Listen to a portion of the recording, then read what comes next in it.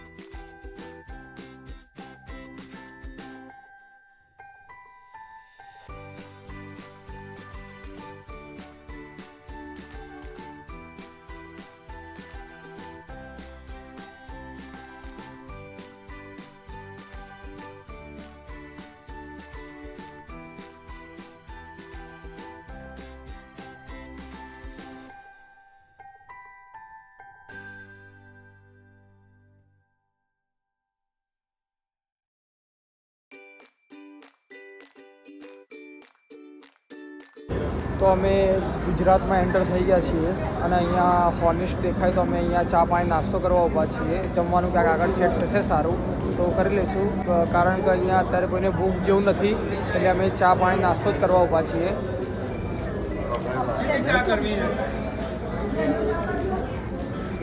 રહી ના જતા ભાઈ તમે આવી જાઓ. મેં મારા ભાણિયાને ફ્લાય કર્યું, એટલે કે મારા ડ્રોનને મેં ઉડાડ્યું, પણ અહીંયા અંધારાના કારણે એટલો બધો કંઈ ખાસ વ્યૂ નહીં આવતો કે તમને બતાવવા લાયક હોય. તો બી હું એક નાની એવી ક્લિપ જો સારી આવી હશે તો હું ત્યાં અપલોડ કરી દઈશ.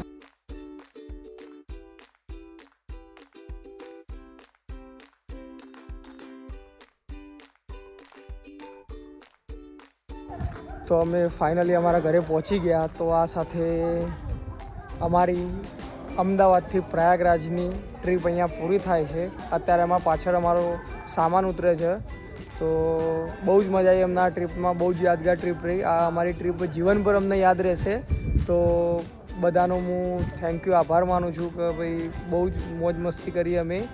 તે બદલ ખૂબ ખૂબ આભાર. અને તમે અમારો પૂરેપૂરા વ્લોગ જોજો. જો તમે એક બી ભાગ મિસ કર્યો હોય તો તમે ફરીથી તમામ ભાગ જોઈ લેજો અમારા, બિકોઝ તેમાં અમે અમદાવાદથી નીકળ્યા તો ફરીથી અમદાવાદ આવ્યા ત્યાં સુધીની દરેક વસ્તુની ક્લિપ અમે એડ કરેલી છે. તો તમને બહુ જ મજા આવશે.